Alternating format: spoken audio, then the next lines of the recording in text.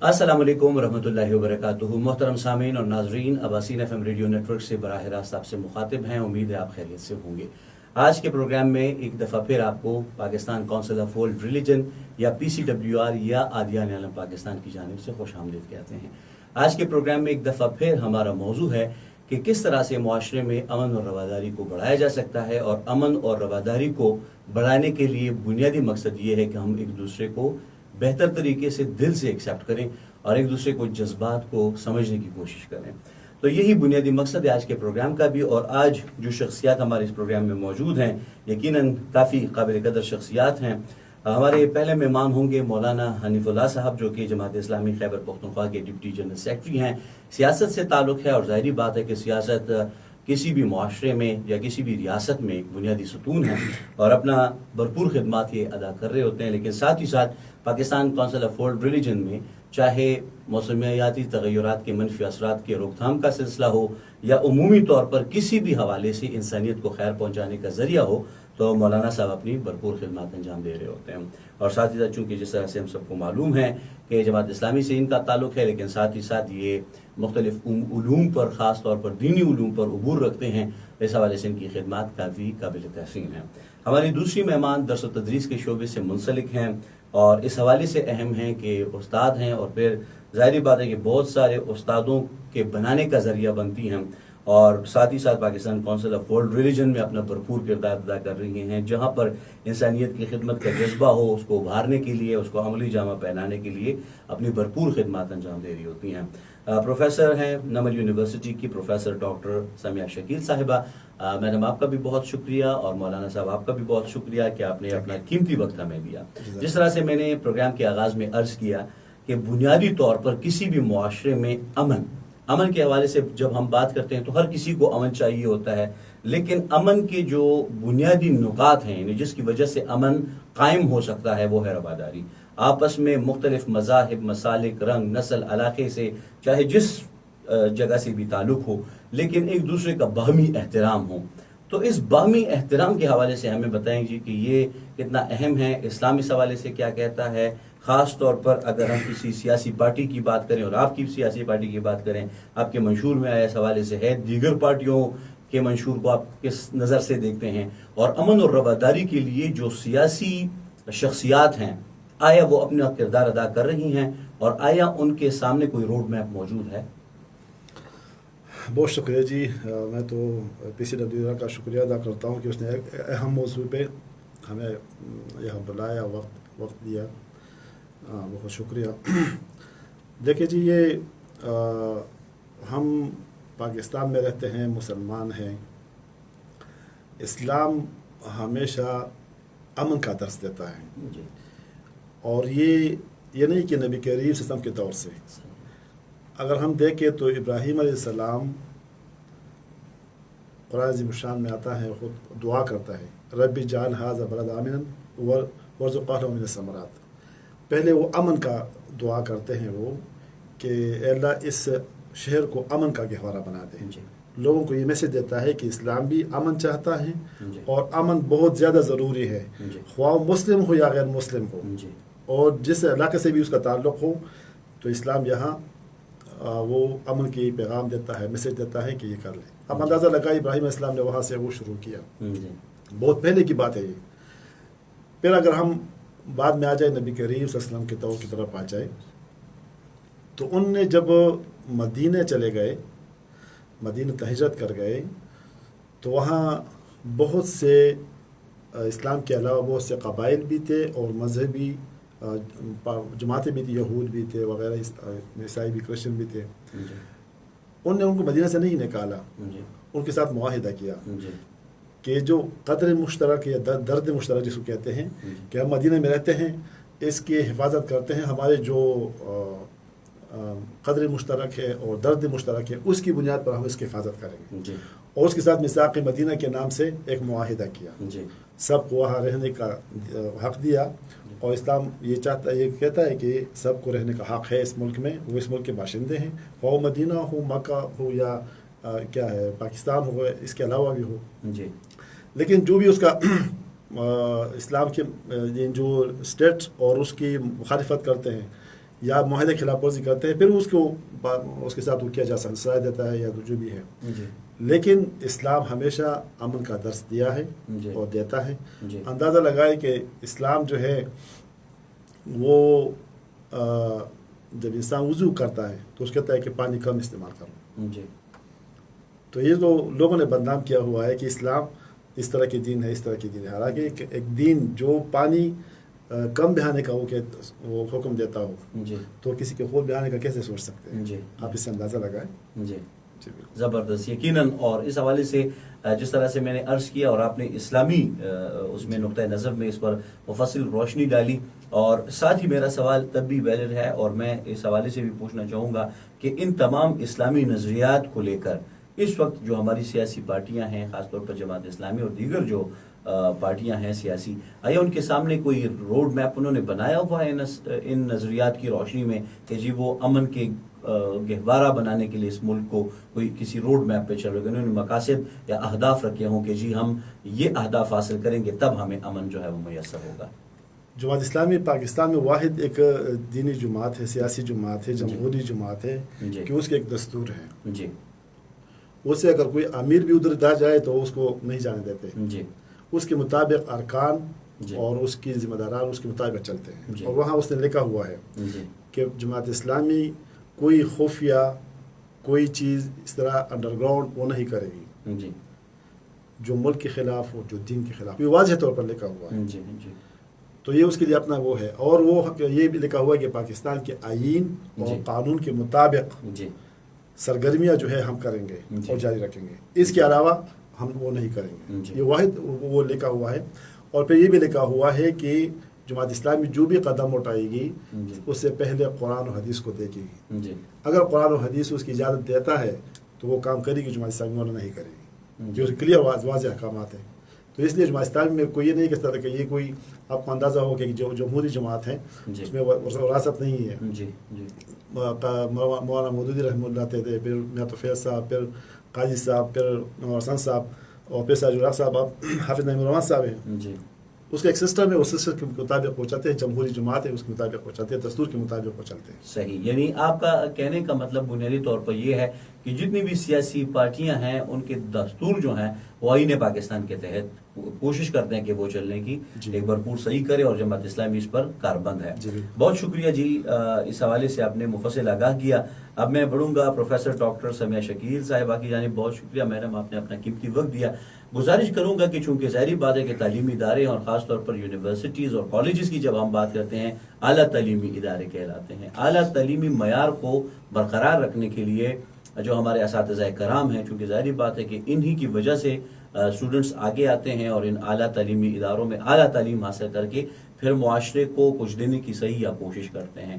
اس حوالے سے کتنا کام ہوتا ہے یا کوئی روڈ میپ ہے یونیورسٹیز اور تمام تعلیمی اداروں کے پاس؟ خاص طور پر آپ جس ادارے کو ریپرزینٹ کر رہی ہیں، ظاہری بات ہے آپ تمام اداروں کو ریپرزینٹ کر رہی ہیں کیونکہ آپ استاد ہیں اور پھر پروفیسر ہیں، تو کیا سمجھتی ہیں کہ اس وقت ہمارے جو اساتذہ کرام ہیں وہ صرف اور صرف اس پہ کوشش میں ہیں کہ جی کتنے نمبرات لے کر آپ پی ایچ ڈی یا ایم فل یا دیگر جو ڈگریاں ہیں وہ مکمل کریں، کہ اس حوالے سے بھی بتایا جاتا ہے کہ جی جو نوجوان طلباء اور طالبات ہیں وہ کس طرح سے اپنے اہداف کو نشانہ بنا سکتے ہیں بہتر طریقے سے، اور اہداف کے حصول کے لیے دیگر جو ڈائیورسٹی ہے، جو کہ مختلف نو سوچ ہے، ان کو کس طرح سے سپیس دے سکتے ہیں. یعنی امن کے لیے جو اقدامات ہیں بنیادی طور پر رواداری ہے، اس حوالے سے بھی بتایا جاتا ہے. اور آیا رسپانس بھی آ رہا ہے اس حوالے سے؟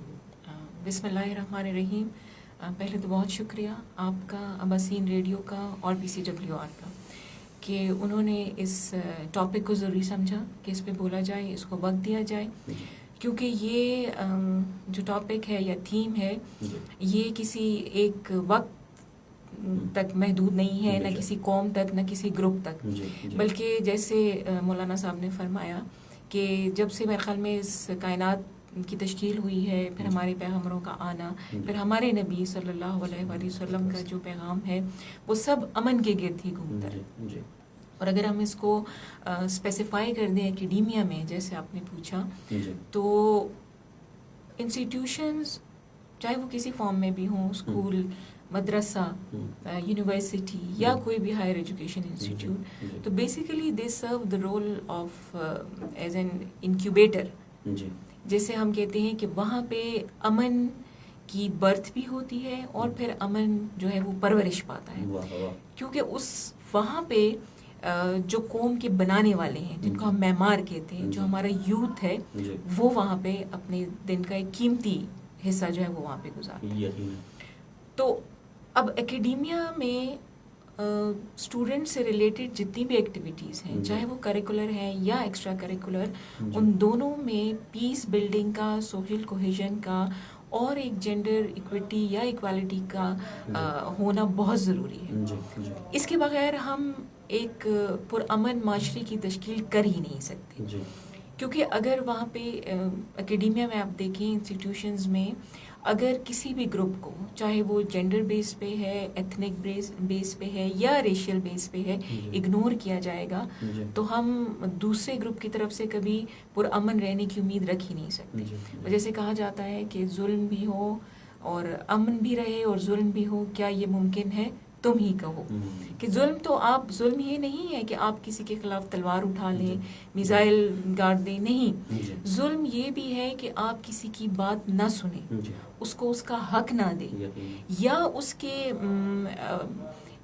کئی بار وائس ریز کرنے کے باوجود بھی آپ اس کی بات کو اہم نہ سمجھیں. یہ ظلم ہے, یہ جب آپ وائلیٹ کرتے ہیں. تو اکیڈیمیا میں اس چیز کا ہونا بہت ضروری ہے, پہلے تو اسٹوڈنٹس کے لیول پہ, اور پھر جو پالیسی میکنگ لیول ہے کہ جب بھی ادارے کا کریکولم بنایا جائے کسی بھی پروگرام کا, تو اس میں اس بات کا خاص خیال رکھنا چاہیے کہ جو کورس ہے وہ ایک انکلوسیو ہے, اس میں ہر طبقے, ہر ذات, ہر نسل, ہر قوم سے تعلق رکھنے والے کے خیالات, جذبات کی عکاسی کی جاتی ہے, تاکہ ان کو جو ہے وہ احساس ہو کہ ہم اس سب کا حصہ ہیں. اور دوسری طرف اگر ہم یہ دیکھیں نا کہ پیس کو ڈیفائن نہیں کیا جا سکتا, یہ ایک ایسی چیز ہے امن, جس کا کہ یہ ایک نظریہ ہے, ایک ایبسٹریکٹ ہے. اور میرے نزدیک پیس یہ بھی نہیں ہے کہ جب ایبسنس آف وائلنس ہو, نہیں, ایون ساتھ رہنا, برداشت کرنا, ایک مختلف سوچ رکھنے والے کو, مختلف فرقے سے تعلق رکھنے والے کو, مختلف مذہب سے تعلق رکھنے والے کو ٹالریٹ کرنا, اصل میں امن یہ ہے کہ ہم اتنے ٹالرینٹ ہو جائیں, اتنے پیشنٹ ہو جائیں کہ اگر ہم سے کوئی سوچ میں مختلف بھی ہے لیکن ہم اس کو اتنا ہی اہم سمجھیں, اتنا ہی قابل احترام سمجھیں جتنا کہ ہم اپنی رائے کو سمجھتے ہیں. تو انسٹیٹیوشنز کا رول اس میں پھر اگین بہت اہم اس طرح سے ہے کہ ایک تو پالیسی میکنگ, پھر ٹیچنگ لرننگ پروسیس میں اس کو جو ہے وہ خاص اس پہ نظر رکھی جائے, اور پھر آپ نے جیسے سوال کیا کہ کیا اس چیز کو آج کل فالو کیا جاتا ہے یا اس کے ایک اہداف کو میٹ کرنے کے لیے کیا کوئی تو ہے. میرا جواب اس میں ہے کہ جی اس چیز کو سامنے رکھ کے, ایک آبجیکٹو کو سامنے رکھ کے ایک پرٹیکولر جو ہے وہ روڈ میپ بنایا گیا ہے. اگر آپ دیکھیں تو اکراس دا ورلڈ اور پھر اکراس دا پاکستان اکیڈیمیا چونکہ ان الائنمنٹ چلتی ہے پالیسی سے, تو اب اوور آل ہماری ملکی سطح پہ پیس بلڈنگ اور انکلوسیونیس اور ملٹی کلچرلزم کو بہت فروغ دیا جا رہا ہے. تو اب انسٹیٹیوشنز میں بھی کانفرنسز کا انعقاد کیا جاتا ہے جس کی یہ ایک مین تھیم ہے, کیونکہ پیس بلڈنگ کے ساتھ جڑی ہے ایکسٹریمزم. جب ہم ایکسٹریمزم کو کیسے ہم ختم کر سکتے ہیں؟ جب کہ ہم پیس کی طرف بڑھیں گے, اور پیس ممکن ہی تب ہے جب کہ آپ اس چیز کو ہائی لائٹ کریں, اس کے بارے میں بولیں. یہ آٹومیٹیکلی ذہنوں میں انکلکیٹ ہو جاتا ہے کہ یہ صرف ہم نے ایک یہ مورل امپیریٹو نہیں ہے, بلکہ ہم نے اس کو اپنی پریکٹیکل لائف کا حصہ بنانا ہے. صرف اس پہ ٹاک کر دینا, اس کے خلاف اس کے حق میں واک کر دینا, دیٹس ناٹ امپورٹنٹ. جو امپورٹنٹ ہے وہ یہ ہے کہ ہم اپنے جو ہمارا سوشل سرکل ہے, جو ہمارا فیملی سرکل ہے, جو ہمارا ورک پلیس ہے, اس میں ہم اس بات کو یقینی بنائیں کہ ہمارے ساتھ بیٹھا ہوا شخص ہماری موجودگی سے جو ہے وہ کسی قسم کا خطرہ, ڈر یا ان ایزینس محسوس نہ کرے. جی بہت شکریہ. یقیناً آپ نے بڑی مفصل اس حوالے سے گفتگو کی. ساتھ ہی میں یہ بھی پوچھنا چاہوں گا کہ ظاہری بات ہے کہ مختلف مذاہب کے لوگوں کا جو عبادت کا طریقہ ہے وہ الگ ہوتا ہے. تو آپ کیا سمجھتی ہیں کہ اس وقت ہمارے ہاں یوتھ میں یہ تمام چیزیں برداشت کرنے کا جو سلسلہ ہے وہ ہے موجود؟ اور ساتھ ہی یہ بھی میں گزارش کروں گا کہ اگر فار ایگزامپل کسی بھی عمل سے، کسی دوسرے کے عمل سے سوشل نارمز ڈسٹرب ہوتی ہوں، یا جو مطالعے کا جو اصول ہیں وہ ضوابط ہیں اس میں کوئی بگاڑ آنے کی کوئی کوشش یا صحیح کر رہا ہو، بے شک وہ اس کا مذہب اس کو نہیں بتاتا لیکن وہ غلط طریقے سے اس کو پیش کرنے کی کوشش کرتا ہے، تو آپ کیا سمجھتے ہیں کہ اس کی روک تھام کے لیے پھر کوئی سلسلہ ہونا چاہیے یا ہے ہمارے پاس کوئی میکینزم کہ ہم اس کو کراس چیک کر سکیں کہ جی کون سی چیزیں ہونی چاہیے اور کون سی نہیں؟ کیونکہ رواداری سے مراد یہ بھی نہیں ہے کہ ہم کسی کے غلط پریکٹسز کو بھی سپورٹ کریں. اس حوالے سے آپ کیا سمجھتے ہیں کہ کیا میکینزم ہونا چاہیے اور آیا ہے موجود کوئی؟ ہاں جی بالکل جی، میکینزم تو ہے جس کی سب سے بڑی مثال یہ ہمارا یہاں پہ بیٹھ کے اور اس موضوع کو جو ہے وہ اس پہ ایک ڈائلاگ کریٹ کرنا ہے. لیکن جو کہ میں اگر کہوں کہ وہ جو نیگیٹو عناصر ہے نا میرے خیال میں وہ بہت پاورفل ہیں as compare to the efforts which are done in order to stop such kind of bad practices یا سوشلی ایول پریکٹسز جن کو کہ بڑھانے کی بہت ضرورت ہے. اور وہ ڈفرینٹ لیول پہ، ایک جیسے میں نے پہلے کہا میڈیا لیول پہ، فیملی لیول پہ، سوسائٹی لیول پہ، کیونکہ یوتھ جو ہے وہ ان تینوں چیزوں کا حصہ ہے، تینوں سیگمنٹس آف دا سوسائٹی کا حصہ ہے. وہ اداروں میں بھی ہیں، فیملی لائف بھی ہے اور سوسائٹی میں بھی. ان کو ایک مہذب فرد، پھر ایک مہذب سٹیزن اور پھر ایک مہذب گلوبل سٹیزن بنانے کے لیے ان میں ان ویلیوز کو انکلکیٹ کرنے کی بہت ضرورت ہے، جس کے لیے ڈفرینٹ میجرز لیے جا سکتے ہیں. اگین کہ آپ ان کو جو ہے پہلے تو اپنے اداروں میں، جیسے آپ نے بتایا کہ ہر ایک کا عبادت کا طریقہ مختلف ہے، ہر ایک کی سوچ مختلف ہے، اور تو اس چیز کو یقینی بنایا جائے کہ ان تک جو علم پہنچ رہا ہے وہ آتھینٹک ہے، اس کے ذرائع صحیح ہیں، اور اس چیز کو یقینی بنایا جائے کہ ہماری یوتھ جس جگہ پہ ہے، جن ڈائلاگس کا یا جن فورمز کا حصہ بن رہی ہے، وہاں پہ ایک پازیٹیوٹی جو ہے وہ ان میں اسپریڈ کی جا رہی ہے، نہ کہ ایک extremist point of view, extremist in the sense کہ دوسرے کسی بھی عقیدے، فیتھ سسٹم یا دوسرے کسی بھی ریلیجس سسٹم کے اگینسٹ کوئی بات کی جائے، کیونکہ اس کا تو نہ حکم ہمارے نبی پاک صلی اللہ علیہ وسلم نے دیا ہے اور نہ ہمارے ریلیجن میں یہ ہے کہ اپنے سے اگر کوئی برتر ہے تو وہ اپنے تقوی کی بنیاد پر ہے، باقی تو کوئی بنیاد ہے ہی نہیں. تو اپنے آپ کو صحیح سمجھنا اور دوسرے کو غلط، اور سب سے پہلا سٹیپ تو یہی ہے. اور اس کے لیے میکینزم کو انٹروڈیوس کرنا ہے، جو کہ ہمارا ایک میں سمجھتی ہوں کہ جو علماء کرام کا رول اور پھر جو ہمارے انسٹیٹیوٹس میں اساتذہ کرام کا رول ہے وہ بڑا امپورٹنٹ ہے، کیونکہ وہ رول ماڈلز ہیں. تو اگر خود وہ یہی چیز پریکٹس کریں گے so ultimately they are going to you see pass on the same legacy. ہمارے اسٹوڈنٹس بھی وہی چیز انہیریٹ کرتے ہیں. تو اپنی سوچ کو انکلوسیو رکھیں، نہ کہ کوئی جینڈر بائسڈ ہو، نہ ریس بائسڈ ہو، نہ فیتھ بائسڈ ہو، کیونکہ الٹیمیٹلی دیکھیں یہ چیز قوموں کی تباہی کا باعث بنتی ہے. کانفلکٹ یا وار جب بھی ختم ہوتی ہے کوئی بھی سائڈ جیتتی نہیں ہے، ہیومینٹی سفرز. ہم اگر جیتتی ہے تو انا جیتتی ہے، نیریٹیوز بنتے ہیں، اور نیریٹیوز بہت سے بنتے ہیں لیکن سچ ان میں سے بہت کم ہوتے ہیں.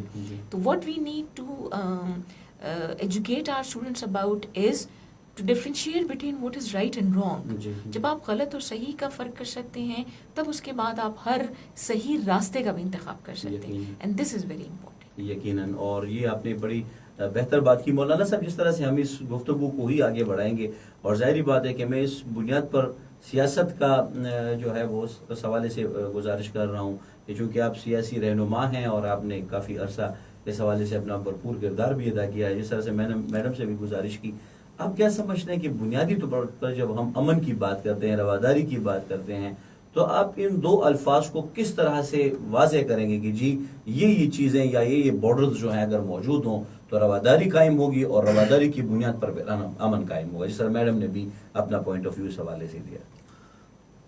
دیکھیے جی، بنیادی چیز یہ ہے، ہم جس سے رہنمائی حاصل کرتے ہیں وہ دو چیزیں ہیں.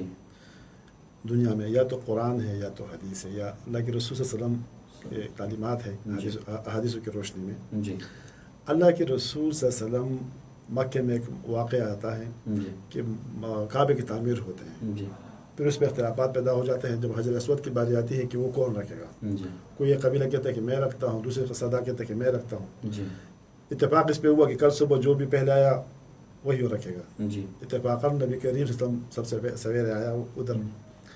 تو نبی کریم صلی اللہ علیہ وسلم نے یہ نہیں کیا کہ وہ حجر اسود کو خود اٹھا کے ادھر رکھ دیا, وہ بات ختم. جی سب کو کہا کہ اس حجر اسود کو چادر میں رکھیں, جی اور ہر سردار کو کہا کہ آپ اس کی وہ رکھ لیں, پکڑے. جی اور پھر جب وہاں رکھنے کی باری آ گئی تو نبی کریم صلی اللہ علیہ وسلم نے اس کو اٹھا کے اس کو رکھ, جی سب کو ایک اتفاق کا میسج دے دیا جی کہ اس طرح ہم اس سے وہ ایک میسج لے سکتے ہیں. جی دوسری بات یہ ہے کہ اسلام جو ہے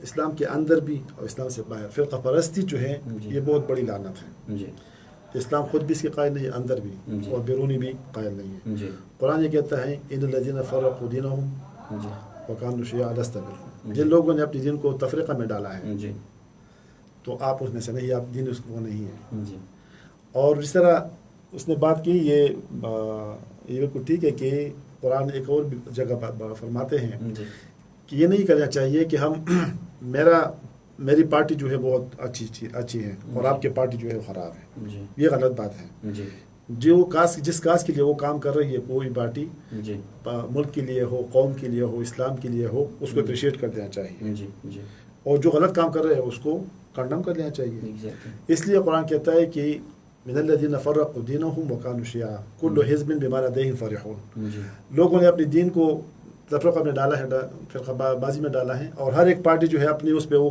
خوش ہے کہ میری بہت زیادہ بہتر ہے. نہیں, یہ نہیں کہنا چاہیے. جی قرآن یہ کہتا ہے وَجَعَلْنَاكُمْ شُعُوبًا وَقَبَائِلَ لِتَعَارَفُوا إِنَّ أَكْرَمَكُمْ عِندَ اللَّهِ أَتْقَاكُمْ. ہم نے آپ کو قبائل اور اس میں پیدا کیا ہے, جی تقسیم کیا ہے, یہ صرف پہچان کا ذریعہ ہے. جی آپ میں سے بہتر وہ ہیں جو تقویٰ کی وہ متقی ہو. اب یہ ہے کہ ہم اگر یہ کہتے ہیں کہ پٹھان قوم بہت زیادہ وہ بہتر ہے, پنجابی نہیں ہے, یا پاکستانی بہت اچھی ہے, ایرانی نہیں ہے, یا افغانی نہیں ہے, تو یہ بات غلط ہے. یا عرب ہے اور عجم ہے. قرآن اللہ کے رسول نے فرمایا تھا کہ لا فخر عربی نہ عجمی, عربی پر عجمی پر کوئی فخر نہیں ہے, عجمی پر عربی پر کوئی, یا اس سرخ اور کالے پر کوئی وہ فخر وہ نہیں ہے, جی بہتری نہیں ہے, فوقیت نہیں ہے, جی بلکہ سب برابر ہے. تو ایک تو فرقہ پرستی نہیں ہونا چاہیے, جی تو یہ ٹھیک ہو جائے گا. دوسری بات یہ ہے کہ ہم تعلیم تو حاصل کرتے ہیں لیکن بامقصد تعلیم ہمارے اداروں میں نہیں ہے, جی اس پہ توجہ دینے کی ضرورت ہے. جی اگر ہمارے اسکولوں میں بچپن سے بچوں کی تربیت ذہن سازی اس طرح کی جائے جس طرح جاپان جو ہے میں اس کو اپریشیٹ کرتا ہوں, تعلیمی نظام جی کہ عزت, احترام جی اور یہ چیزیں وہ دیتے ہیں شروع سے. جی ہمارے معاشرے میں بامقصد تعلیم نہیں ہے تو بدتمیزی ہے, فرقہ پرستی ہیں, یہ چیزیں آگے جا رہی ہیں. نمبروں کا ایک دوڑ ہے. ہاں جی بس یہ چیز رٹا سسٹم ہے. جی تو اگر اسکول و کالجوں میں بامقصد تعلیم ہو, مدارس میں فرقہ پرستی نہ ہو, جی تعصب نہ ہو, جی تو پاکستان تو کیا پورے دنیا جو ہے امن کا گہوارہ بن جائے گا. جی جی یقین اور ہر ایک اپنا حق جو ہے اس کو دے دے ہم, جی. کوئی مشکل نہیں ہوگا. یقیناً. محترمہ پروفیسر ڈاکٹر سمیہ شکیل صاحبہ, گزارش کروں گا جس طرح مولانا صاحب نے کہا کہ جی جاپان کے سسٹم کی انہوں نے مثال دی اور اس کے جو بنیادی نکات ہیں یا جو مختلف اوصاف ہیں وہ بھی بیان فرمائیں. کیا سمجھتی ہیں کہ یہاں پہ ہم تمام اسٹیک ہولڈرز ان اوصاف کو اپریشیٹ کرتے ہیں اور اساتذہ بھی یہی کہتے ہیں کہ جی ان کا سسٹم بڑا اچھا ہے؟ مطلب میں اکثر اوقات لوگوں سے سنتا رہتا ہوں. تو آپ کیا سمجھتی ہیں کہ وہ اڈاپٹ ہم نہیں کر سکتے یا کوئی بہت مشکل کام ہے ہمارے ہاں اس کو امپلیمنٹ کرنا؟ کیونکہ ہمارے ہاں تو اگر سیاست ہے تو وہ کوشش کرتے کہ بیوروکریسی کے اوپر یہ ساری چیزیں ڈال دیں, اگر مقننہ ہیں تو وہ سمجھتے ہیں کہ جی یہ تو میڈیا کا کام ہے کہ وہ اس حوالے سے وہ کریں, اور جو پھر باقی لوگ ہیں وہ کہتے ہیں کہ جی یہ تو اساتذہ کا کام ہے, جو اکیڈمیا ہیں ان کو اس حوالے سے ان کو سوچنا چاہیے. تو کیا تمام اسٹیک ہولڈرز اس حوالے سے کوشش کر رہے ہیں؟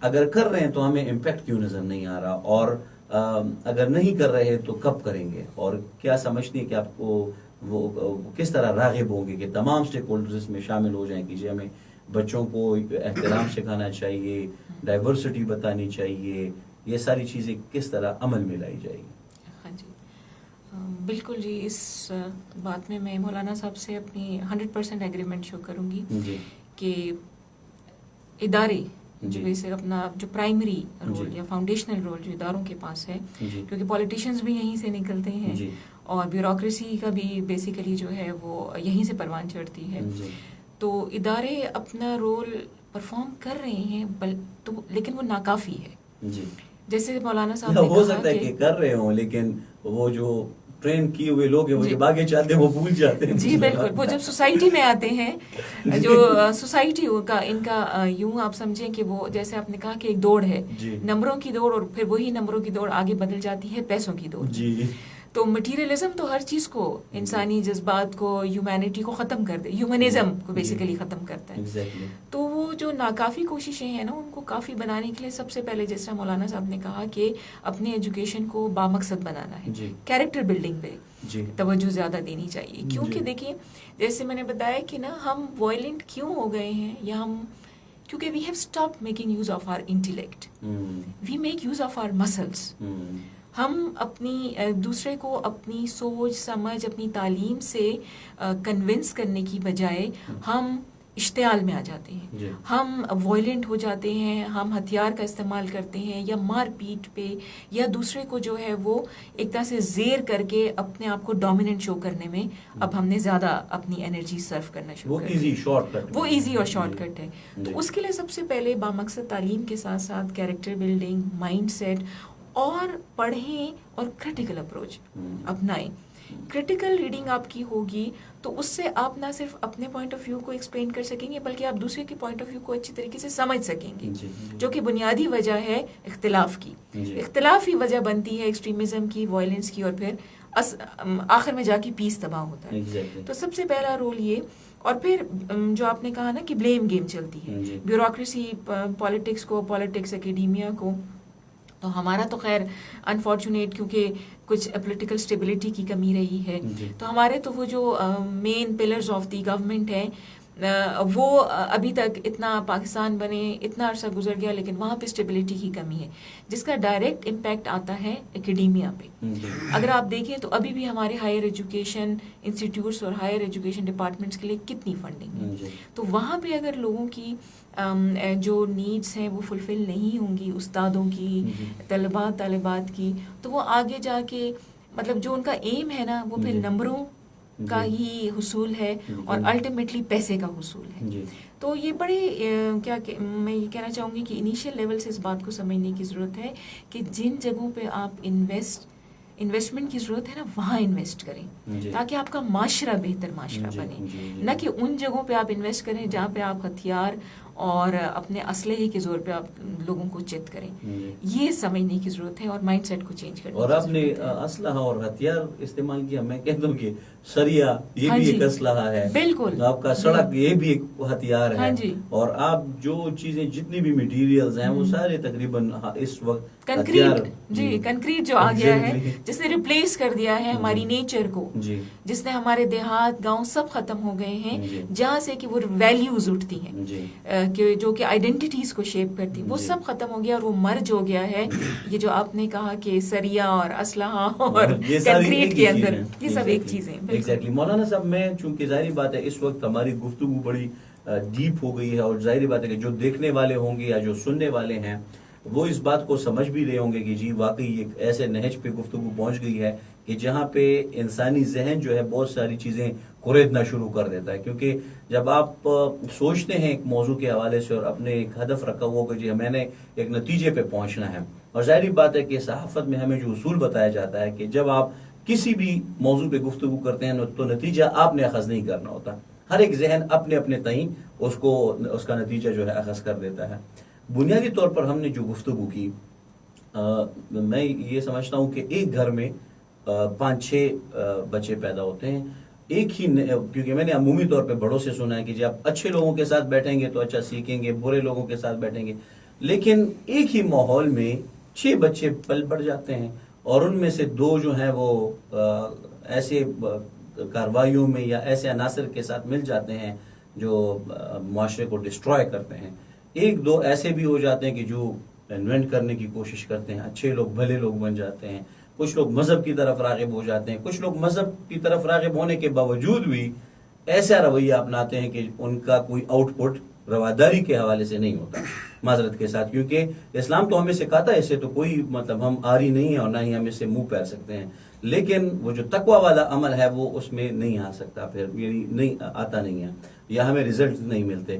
تو اس حوالے سے کوئی واضح حکم ہے یا کوئی اس حوالے سے تعلیمات ہیں قرآن میں, حدیث میں, جو آپ کی نظر میں ہوں کہ جی نیچر جو ہے وہ اللہ تعالیٰ نے سب کا صحیح بنایا ہوا, لیکن باقی اب آگے جا کے, لیکن پھر اگر فار ایگزامپل اس طرح کے حکم موجود بھی ہیں تو اس کے باوجود اس طرح کے ڈیفرنٹ ذہن کیوں بن پاتے ہیں, اور یہ جو شیطانی سوچ ہے یہ کیوں جنم لے لیتا ہے؟ پھر بہت اچھی بات آپ نے بتائی. مذاکرہ ہمارا بڑے اچھی طرف سے لگی. حدیث میں آتا ہے اللہ کے رسول صلی اللہ علیہ وسلم فرماتا ہے کہ کل مولود یولد علی الفطرہ جی فابواہ یہودانہ او ینصرانہ او یمجسانہ. جی ہر ایک بچہ جو ہے وہ اسلام پہ پیدا ہوتا ہے, مسلمان پیدا ہوتا ہے. جی اس کے ماں باپ جو ہے جی اس کو یا یہودی بنا دیتا ہے, یا نصرانی بنا دیتا ہے, یا مجوسی بنا دیتا ہے. جی تو مطلب یہ ہے کہ ماں باپ کی جو تربیت ہے وہ بنیادی حیثیت رکھتے ہیں. جی اسلام میں تو اس کا, حدیث میں تو اس کا مثال دے دیا گیا ہے. باقی اور بھی حدیثیں ہیں جس میں جو آپ نے بتائی کہ کوئی ایک طرف چلا جاتا ہے تو دوسری طرف چلا جاتا ہے. اس میں بنیادی بات جو ہے وہ ماں باپ اور ماحول کی تربیت. آپ ماں باپ کو دیندار بنائے, مسلمان بنائے, اچھی تربیت دے دے, وہ ماحول اچھے فراہم کر لیں تو بالکل بچے بھی ٹھیک ہوں گے, تو نسل بھی ٹھیک ہوگا اور سب کچھ ٹھیک چل رہا ہوگا. میں پھر جاپان کی مثال دیتا ہوں کہ وہ بچوں کی تربیت صحیح کرتے ہیں, ٹھیک ہے, تو آپ وہاں کوئی گاڑی کو قیمتی چیز سڑک پہ پھینک دیں, وہ گم نہیں ہوگی. جی وہ اس ادارے کو پہنچے گی کہ یہ فلاں چیز کی فلاں کا ہے, کسی کا ہے, اس کو پہنچا دیں. جی یہ کہاں سے سیکھا؟ اس نے قرآن حدیث سے تو نہیں سیکھا, لیکن اس نے قرآن و حدیث کو مطالعہ اسٹڈی کر کے اس سے وہ چیز اخذ کی ہے. جی میں ایک اور مثال دے دوں برطانیہ کی. وہاں شاید ڈاکٹر صاحب کو پتہ بھی ہو, آپ کو بھی علم ہوگا کہ وہاں کچھ قوانین ایسے ہیں جس کو عمر لا کہتے ہیں. جی عمر لا یعنی وہ قوانین جو عمر رضی اللہ تعالیٰ نے وہاں اسلامی خلافت اور حکومت اور فلاحی ریاست کے لیے اس نے بنائے تھے, وہ اس نے اپنائے ہیں. جی تو یہ چیزیں جو ہو, ہم جہاں سے تربیت حاصل کرتے ہیں وہاں سے ہم سیکھتے ہیں, تو پھر حالات ٹھیک ہوں گے. اگر ہم قرآن و حدیث سے اچھی تربیت سے نہیں سیکھیں گے تو اچھے تجربات جس کی بھی ہو, مسلم ہو یا غیر مسلم, وہ اچھی تجربات وہ کرتے ہیں کسی بھی شعبے کے حوالے سے, ہم اسے وہ تجربہ حاصل نہیں کرتے تو ہمارا انجام ٹھیک نہیں ہوگا, خراب ہوگا. اس لیے ہمارے معاشرے میں فرقہ پرستی مشہور ہیں, لیکن سیاسی میدان میں آپ اندازہ لگائے کہ جو سیاسی جماعتیں ہیں وہ بھی فرقہ پرست بن گئے ہیں, ایک دوسرے کو برداشت نہیں کرتے. حالانکہ اس نے سیاست کو بدنام کیا ہوا ہے. سیاست اسلام کا ایک بنیادی جز ہے, بلکہ 70% احکامات جو ہے وہ حکومت اور سیاست سے وابستہ ہیں اسلام کے. بخاری شریف کی حدیث ہے, ابو ہریرہ رضی اللہ عنہ اس حدیث کے راوی ہے کہ کانت بنو اسرائیل تسوسهم الانبیاء کلما هلك نبی خلفه نبی وانه لا نبی بعدی وسيكون خلفاء. اللہ کے رسول فرماتے ہیں کہ بنی اسرائیل کی سیاسی امور انبیاء کرام چلاتے تھے, یعنی اچھے لوگ, ترقی یافتہ لوگ, تعلیم یافتہ لوگ, ہدایت یافتہ لوگ چلاتے تھے. جب ایک نبی وفات ہوتا تھا دوسرا چلاتے تھے, اس کے بعد دوسرا نبی آتا تھا. چونکہ میری بات نبی نہیں ہے تو اس قوم نے, اس امت نے چلانے, خلفاء آئیں گے. اب خلفاء کی اگر تربیت خود نہیں ہوئی ہو تو وہ قوم کو کیا تربیت دیں گے؟ تو یہی بنیادی چیز ہے کہ ہر ایک انسان کو اپنا حق دے, اس کا حق دے دے. جو بھی مسلم ہے, غیر مسلم ہے, کوئی ہماری پارٹی سے ہے یا نہیں ہے, لیکن وہ ہے مسلمان بھی ہیں اور پاکستانی بھی ہیں, اس کو اپنا حق دے دے, کوئی مسئلہ نہیں ہوگا. لیکن ہم اگر دوسروں کو حق نہیں دیتے, ظلم کرتے ہیں. ظلم تو جس طرح ڈاکٹر صاحب نے کہا کہ یہ تو نہیں ہے کہ بندوق چلائیں وہ چلائیں, ظلم تو ہر وہ شعبے میں ہوتا ہے. تو لہٰذا ہم اگر اس کو اپنائیں تو پھر کوئی مسئلہ نہیں ہوگا. اور اس کا تجربہ آپ نے دیکھا, تمہارے ہو, یہ تجربات ہے, اس نے ایک خلافت پوری دنیا پہ اس کی ہے. جی مسلم بھی تسلیم کرتے ہیں, غیر مسلم بھی تسلیم کرتے ہیں. جی اللہ کے رسول کی تعلیمات ہے وہ سب تسلیم کرتے ہیں. حالانکہ وہ غیر مسلم اس کے وہ قائل ہے کہ بالکل اس نے دیانتداری اور عدل اور انصاف اس کے مشہور ہیں. جی کسی غیر مسلم کی وہ تو مشہور نہیں ہے, لیکن یہ اس کی بنیادی چیز ہے کہ جب وہ ایک تجربہ ہوا ہے اور اچھا تجربہ ہوا ہے تو اس کو اپنا دینا چاہیے. جس طرح آپ نے کہا کہ ہم جاپان کے تعلیمی نظام کو اپڈیٹ کیوں نہیں کرتے, جی ہم وہ لے لیں. جی یقیناً. بہت شکریہ میڈم. عمومی طور پہ میرا مشاہدہ رہا ہے کہ جتنی بھی مذہبی جماعتیں ہیں عمومی طور پہ وہ چونکہ ظاہری بات ہے کہ شیطانی قوتوں کو روکنے کے حوالے سے اپنا ایک کردار ادا کر رہے ہوتے ہیں, اور میرے خیال سے وہ اتنی اہم بھی نہیں ہوتی جو مختلف چیزیں ہیں. سوری ٹو سے مطلب میں یہ لفظ اس وجہ سے استعمال کروں کہ جو معاشرے کا میک اپ ہوتا ہے, یعنی میں میک اپ کو ہلکا نہیں لے رہا, لیکن عمومی طور پہ جو معاشرے کے ایک رنگ کو مطلب اس کو رنگ بھی نہیں کہا جا سکتا, ہلکی پھلکی چیزیں ہوتی ہیں, اس حوالے سے اس کو روکنے کی کوشش کرتے ہیں تو ان کو بدنام کیا جاتا ہے اور ایکسٹریمزم کا نام اور تمام جتنے بھی بڑے بڑے الفاظ ہیں, ٹرمینالوجیز ہیں وہ سے. لیکن میرا مشاہدہ ہے, شاید میں غلط ہوں, کہ پھر بھی مذہبی رہنما یا مذہبی جماعتیں پھر بھی فلیکسیبلٹی شو کر دیتی ہیں, لیکن جو نیشنلسٹ ہیں وہ آپ کو اگر تھوڑی سی آپ کی غلطی بھی ہو گئی, مطلب ایک تو یہ کہ آپ جان بوجھ کے کرتے ہیں, لیکن ایک یہ ہے کہ آپ کو ناسمجھی میں ہو جاتی ہے یا آپ کے جذبات آپ کے عقل کے قابو میں نہیں آتے تو تب آپ سے کچھ ہو جاتا ہے, پھر یہ لوگ آپ کو معاف نہیں کرتے. یہ میرا مشاہدہ ہے شاید. تو آپ کیا سمجھتی کہ ایسا ہے, اور اگر ایسا ہے تو کیوں ہے؟ کیونکہ ایک طرف ہم مذہب کو یا مذہب کو تو نہیں لیکن مذہبی لوگوں کو بدنام کرنے کی کوشش کرتے ہیں, دوسری جانب جو ہمارے نیشنلسٹ ہیں یا جو دیگر امور سے, میں نیشنلسٹ بھی لفظ نہیں استعمال کرنا چاہوں گا, عمومی جو لوگ ہیں چاہے وہ جس بھی شعبے سے منسلک ہوں, تو وہ پھر اس طرح کیوں کرتے ہیں؟ حالانکہ ان کو تو پھر بہت براڈ مائنڈیڈ ہونا چاہیے کہ جو وہ ہر ایک چیز میں اسپیس دے. بالکل آپ نے صحیح کہا. اصل میں اس کی جو بنیادی وجہ ہے وہ اگین تعلیم کی اور اویئرنیس کی کمی ہے. جی جی. اب آپ نے جیسے کہا نا, اب مذہب جی کے بیسس پہ کسی بھی آرگیومنٹ کو کرنے والے لوگ یا ڈائلاگ میں پڑھنے والے لوگ وہ تو اپنا جو ان کا آبجیکٹو ہے اس کو جانتے ہیں, جی. لیکن ہمارے ہاں ایون بہت سے جو نیشنلزم یا نیشنلسٹ خود کو قرار دیتے ہیں وہ ایون اس ورڈ کا مطلب بھی نہیں جانتے. ایگزیکٹلی. تو وہی اگین اویئرنیس, تعلیم کی کمی, اور ایک جو مائنڈ سیٹ چاہیے نا وہ پروگریسو ہمیں چاہیے. اس کو کسی بھی ایک اسفیئر کے اندر بند کر دینا یہ زیادتی ہے. اور آپ نے کہا کہ مطلب ہم جب تک کسی, اور جو کمی ہے نا جیسے مولانا صاحب نے کہا کہ یا بڑے بیسک لیول پہ پیرنٹنگ مطلب ٹھیک ہونی چاہیے, ساتھ ساتھ میں اس میں ایڈ اپ کرنا چاہوں گی کہ جو انسانی نفسیات کو سمجھنے کی بھی کوشش کرنی چاہیے کہ سائیکالوجی بھی تو ہے نا. انسان ایک جو ہیومن باڈی ہے وہ تو اس کی جو نفسیات کا اسپیکٹ ہم کسی طرح سے اگنور نہیں کر سکتے. جیسے آپ کا سوال تھا کہ ایک ہی گھر میں پیدا ہونے والے 5 بچے کیوں 2 کامیاب ہو جاتے ہیں اور کیوں 2 ڈسٹرکشن کی طرف چلے جاتے ہیں. تو اس لیے کیونکہ وہ ماں باپ ایک ہی جیسا ٹریٹمنٹ, ایک ہی جیسی سہولتیں سب کو دیتے ہیں, اور اس طرف غور کیے بغیر کہ ہو سکتا ہے میرے 1 یا 2 بچوں کا رجحان بالکل کسی دوسری طرف ہو, وہ ان کو بھی اس سے بھی وہی ایکسپیکٹیشنز رکھنا, اور پھر ایٹ دی اینڈ وہ بچے چونکہ اس مائنڈ سیٹ کے ساتھ نہیں ہوتے تو وہ اپنا ایم نہیں اچیو کر سکتے, تو ڈسٹرکٹیو ہو جاتے ہیں. تو سب سے پہلے تو یہ پروگریسو مائنڈ سیٹ رکھنا, لائف میں بیلنسز کا ہونا, ایکولیبریم کا ہونا, کہ انسان ہی اس وجہ سے ہے کیونکہ وہ غلطی کرتا ہے, خطا بھی کرتا ہے, اس کی پرائیورٹیز چینج بھی ہوتی ہیں.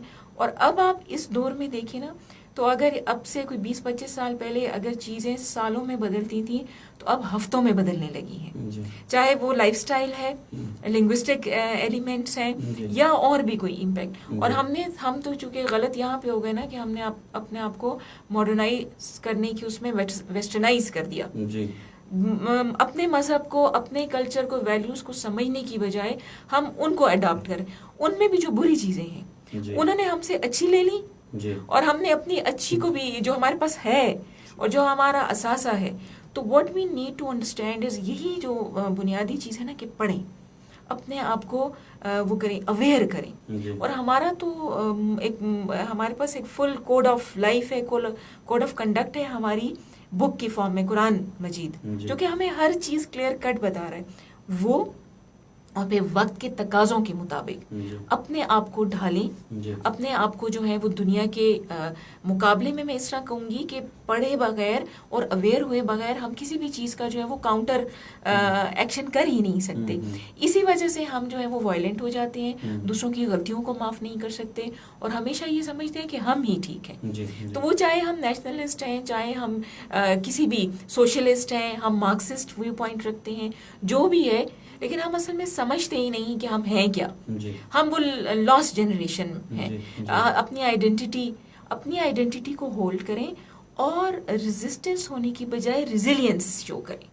دنیا کو بتائیں کہ یہ ہمارا اپنا ہے جو کہ بہت ویلیویبل ہے، بہت ریسپیکٹفل ہے، لیکن جو آپ کا ہے ہم اس کی بھی عزت کرتے ہیں اور ہم اس کا بھی حصہ بننا چاہتے ہیں. اور وہ ہم تب ہی کریں گے جب ہم اکیڈیمیا کے پوائنٹ آف ویو سے اسٹرانگ ہوں گے، جب ہم میں پولیٹیکل اور سوشل اسٹیبلٹی ہوگی. یعنی پروکار انداز میں وہ جو بھی کرنا چاہتے ہیں لیکن پروکار انداز میں کریں. مولانا صاحب آپ کیا سمجھتے ہیں کہ جس طرح سے اس پوری گفتگو کے اندر ہم نے دیکھا کہ جی میڈم نے خود ہی کہا کہ جی سائیکالوجی کو دیکھنا چاہیے، تو ہم ان لوگوں کو کیا سوشل یا سائیکولوجیکلی ڈیفیشنٹ ہوتے ہیں یہ لوگ، یا ہم ان کو اس کے لیے یہ لفظ یوز کر سکتے ہیں؟ کیونکہ میں نے مذہبی رہنماؤں سے کبھی بھی سنا، حالانکہ جب بھی یونیورسٹیز میں تعلیمی اداروں میں ہم دیکھ رہے ہوتے ہیں کہ بہت ساری چیزوں میں میں جماعت اسلامی کی مثال دینا چاہوں گا، دیگر مذہبی جماعتیں بھی ہیں، وہ سب اس حوالے سے ان کو کہتے ہیں کہ جی آپ اپنا کام کریں لیکن پروکار انداز میں کریں، اور پھر ایکسٹریمسٹ والا جو ورڈ ہے وہ پھر ان طلباء پہ لگ جاتا ہے جو.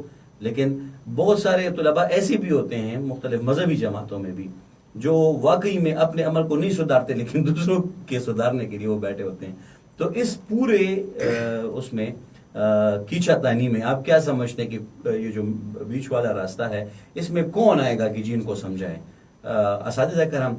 تو اگر فار ایگزامپل ہم اساتذہ کرام کی پچھلے ادوار میں ہم دیکھیں، ہم یونیورسٹی آف پشاور کی مثال لے لیتے ہیں جو کہ بڑی یونیورسٹی ہے، اور یا دیگر جو پرائیویٹ یونیورسٹیز ہے اس میں بھی اگر ہم دیکھیں تو اس طرح کی کیچا تانی چلتی رہتی ہے. لیکن اساتذہ کو پھر اسٹیک ہولڈر تو مانتے ہیں لیکن مؤثر انداز میں ان کا کوئی عمل دخل نہیں ہوتا. ایڈمنسٹریشن اس کے حوالے سے آپ کیا سمجھتے ہیں؟ اساتذہ کے حوالے سے کیا سمجھتے ہیں؟ پیرنٹس کا بھی ہم نے ذکر کیا، اور آپ کیا سمجھتے ہیں کہ کتنا ضروری ہے کہ پہلے پیرنٹنگ بہتر ہو تاکہ بچوں کو سمجھایا جائے کہ آپ خود کیا کریں گے اور دوسروں کو کیا سمجھانے کی کوشش کریں گے؟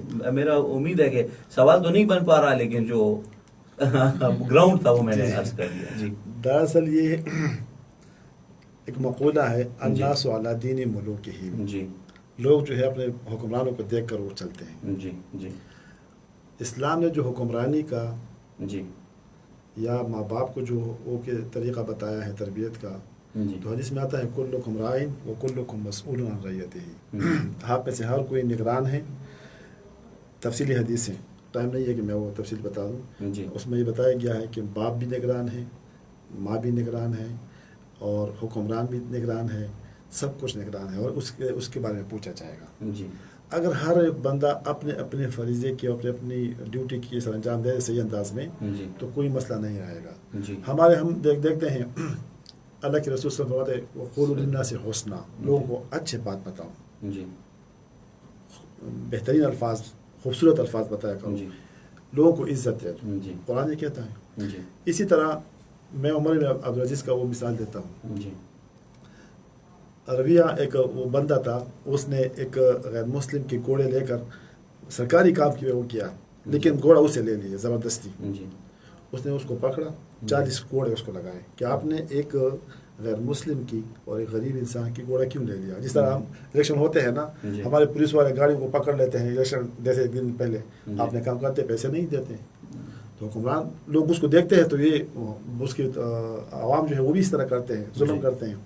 اسی طرح ایک غیر مسلم آیا، عباس بن ولید ایک بندہ تھا، اس نے زمین پہ قبضہ کیا ہوا تھا. عمر عبدالعزیز نے اسے پکڑا اور زمین لے کر اس کو حوالہ کر دیا. اس نے کہا مجھے باپ نے دیا. اس نے کہا باپ سے پہلے قرآن ہے. قرآن نے کہا کہ ظلم نہ کرو، کسی کی زمین کیوں قبضہ کرتے ہو. ہمارے حکمران یہ نہیں کرتے. ہمارے ماں باپ جو ہے اس طرح کی وہ تربیت کا وہ فرائض صحیح نہیں دیتے. اس طرح اساتذہ اپنے فرائض پورے نہیں کرتے. تو ظاہر ہے यानी उस्ताद जिस लेवल का भी हो, मैं सिर्फ यूनिवर्सिटी और कॉलेज की बात नहीं कर रहा, मदारिस की भी हो, ये इवन जो मैकेनिक है जो भी है वो अपने छोटे को उसके उस तरबियत नहीं कर सही अंदाज से अखलाक नहीं सिखाते, तो ज़ाहिर है फिर मसाइल पैदा होंगे। अल्लाह के रसूल सल्लल्लाहु अलैहि वसल्लम ने तो सबको बता दिया है, मुस्लिम हो गैर मुस्लिम हो जो भी हो उसको बता दिया है। अलामन ज़लमा मुआहिदन, अबू दाऊद शरीफ की हदीस है कि जिसने किसी गैर मुस्लिम जो यहाँ इस मुल्क के रिहायशी हो उसके साथ जुल्म किया, अविन तक़स उसे को नुकसान पहुँचाया, और कल्लफ़हू फ़ौक़ ताक़तिही, या किसी काम पे मुसल्लत किया कि वो काम वो नहीं कर सकता था उसको किया, और ख़ज़ा मिन्हु शैउन गैर तिबी नफ्सिही, या उसे कोई चीज़ ले लिया लेकिन उसकी मर्ज़ी नहीं थी, फ़अना हजीजुहु यौमल क़ियामा, मैं उसका वकील बनूंगा उसके खिलाफ, यानी मुसलमान के खिलाफ वो गैर मुस्लिम के वो करेगा, वकालत करेगा अल्लाह के रसूल। ये बहुत बड़ी बात है। जब अल्लाह के रसूल ने इतना सख्त मैसेज दिया है गैर मुस्लिम के हवाले से, तो मुसलमान तो फिर भी आपका भाई है, हम क्यों अपने भाई को कत्ल करते हैं, मारते हैं मामूली सी बात जज्बात में आकर, और फिर इस्लाम को बदनाम करते हैं, गैरत के नाम पर दे के लोगों को कत्ल करते हैं। तो इस्लाम ने कब कहा है कि आप गैरत के नाम पर कत्ल कर लें? बदनामी मज़हब की होती है जिस तरह आपने बताया, इस्लाम की होती है, इस्लाम ने तो नहीं बताया। और तो लोगों ने वही चीज़ें अपनाई है जो अपने मिजाज के मुताबिक वो करते हैं। तो कुरान और हदीस से वो ले लें। कुरान अल्लाह के रसूल फरमाते हैं तरक्तु फीकुम अमरैन लन तज़िल्लू मा तमस्सकतुम बिहिमा किताबुल्लाहि व सुन्नत रसूली, दो चीज़ें मैं आपको छोड़ के जाता हूँ, एक कुरान और हदीस, इस पर आप अमल करोगे तो आप कभी गुमराह नहीं होंगे, तरक्की करोगे। हम उस पर अमल नहीं करते तो जाहिर है हमारा हर शोबा जो है ज़िंदगी का वो ख़राब होगा। अगर हम उस पर अमल करते हैं तो हमें चाहिए कि हम टेक्नोलॉजी में महारत हासिल कर दें, साइंस में महारत हासिल कर दें, हर तालीम के मैदान में जो भी चीज़, सनत के मैदान में इस्लाम ने तो इससे हमें नहीं रोका है। इस्लाम कहता है कि रोडें बनाए, कारखाने बनाए, हम बनाते हैं लेकिन उसमें भी करप्शन करते हैं, 5 साल बाद वो रोड ख़राब हो जाता है, 5 साल तो वो दूर के साल बाद ख़राब हो जाता है। तो इस्लाम तो कहते हैं कि ये नहीं कर लेना चाहिए। हमें अपने हर एक बंदे का अपना अपना हिस्सा इस मुल्क को कौम की तरक्की में डालना चाहिए, तब अमन का गहवारा बन जाएगा ये मुल्क और दुनिया। यकीनन। और कंक्लूजन यही है कि जी वो जो दस्तावेज़ है उस पर पूरे का पूरा अमल हो, और अगर फॉर एग्जांपल अमल हो रहा है कुछ लिहाज से कि हम ये समझते हैं कि जी सब्र के हवाले से जब बात होती है तो सब्र का तो ये खमियाजा भुगत रहे हैं हमारे दीनी जमातें के, उनके हवाले से जिस तरह के अल्फाज इस्तेमाल, लेकिन फिर मैं समझता हूँ कि कहीं ना कहीं पे कोई खोखला ईंट हमारे यहाँ भी लगा हुआ है, यानी जब मजहबी जमात है तभी इसी तरह का इम्पैक्ट आ रहा है, वरना अगर फॉर एग्जांपल ये 100% प्योर हो जाए तो फिर भी अच्छे नताइज मुरतब होंगे। बहुत शुक्रिया मैडम। आखिर में क्या पैगाम देना चाहेंगी? फिर मौलाना साहब का भी मैं पैगाम लूँगा। तो क्या समझती हैं कि आज का ये जो मुज़ाकरा हुआ इस हवाले से इसका लुबे-लुबाब आप कौन से अल्फाज में मुख्तसरन बयान करना मुनासिब समझेंगी? हाँ जी, सस्टेनेबल पीस के लिए इंक्लूसिविटी बहुत ज़रूरी है जी। वो जेंडर इंक्लूसिविटी और रेशियल और जिस क्लास से जिस कौम फिरके से ताल्लुक़ रखने वाले लोग हैं, अगर ये नहीं होगा तो हम इसी तरह से फ्रेगमेंटेड रहेंगे। और अभी भी हम अल्हम्दुलिल्लाह और अल्लाह का शुक्र है कि हमारा माशरा, हमारा मुल्क और कौम बहुत सी कौमों और माशरों से बेहतर है। और इसको बेहतर हम इसी तरह से बना सकते हैं कि अपने मज़हब के साथ साथ जो प्रोग्रेसिव सोच है उसको अपनाएं और लोगों में बर्दाश्त और टॉलरेंस का मैसेज दें। बहुत शुक्रिया मौलाना साहब। इसी तमाम गुफ्तगू को आप कौन से किस अल्फाज के पैराए में मैं तो समझेंगे? 2 मुख्तसर अशार और एक कुरान के ज़हर फसाद फिल बर्र वल बहर बिमा कसबत अयदीन नास। दुनिया में जो फसाद हैं वो लोगों के अपने हुए बनाए हुए चीज़ों से हैं, उसका इस्लाह कर लेना चाहिए। जब हर एक इंसान खुद तैयार हो जाए बिल्कुल सब कुछ ठीक हो जाएगा। दूसरा ये कि जो लोगों को जो फ़िरक़ा परस्ती या कौम परस्ती वगैरह, एक शेर अल्लामा इक़बाल का है मेरे ख्याल में, वो बुताने रंग बू को तोड़कर मिलत में गुम हो जा, न तो रानी रही बाकी न ईरानी न अफ़गानी। और तीसरा आखिरी शेर में बयान करता हूँ कि अल्लाह से करे दूर तो तालीम भी फितना, अमलाक भी औलाद भी जागीर भी फितना, ना हक़ के लिए उठे तो शमशीर भी फितना, शमशीर ही किया नारे तकबीर भी फितना। वाह वाह वाह, ज़बरदस्त। बहुत शुक्रिया मौलाना साहब। और यकीनन आज के प्रोग्राम में हमने मुफस्सिल गुफ्तगू की और मैं इंतहाई मशकूर हूँ अपने दोनों मेहमानान गरामी का। मौलाना हनीफुल्लाह साहब, आप जमात इस्लामी खैबर पख्तूनख्वा के डिप्टी जनरल सेक्रेटरी हैं, आपका भी बहुत शुक्रिया। और प्रोफेसर डॉक्टर समिया शकील साहिब, आप प्रोफेसर हैं, नमन यूनिवर्सिटी में आप पढ़ाती हैं, आपका भी इंतहाई मशकूर हूँ। आप दोनों मोहतरमीन Pakistan council of world religion کے ممبرز بھی ہیں، اور Pakistan council of world religion جو کہ اپنے بنیادی مقاصد اور اہداف رکھتا ہے کہ جی معاشرے میں رواداری ہو، امن ہو، اور جتنے بھی اسی طرح سے کلائمیٹ چینج جو کہ انسانیت کے لیے بہت بڑا خطرہ ہے اور اس کے جو منفی اثرات ہیں اس کی روک تھام کے لیے بھی ایک پالیسی مرتب ہوں، تمام مذاہب جو ہیں آپس میں بیٹھے، یہ تمام کوششیں جاری ہیں اور یقیناً یہ قابل تحسین ہے۔ اسی کے ساتھ ہی آج کا پروگرام کا وقت اب اپنے اختتام کو پہنچتا ہے۔ یہ پروگرام آپ کو PCWR کی جانب سے پیش کیا گیا۔ اللہ نے کے بارے میں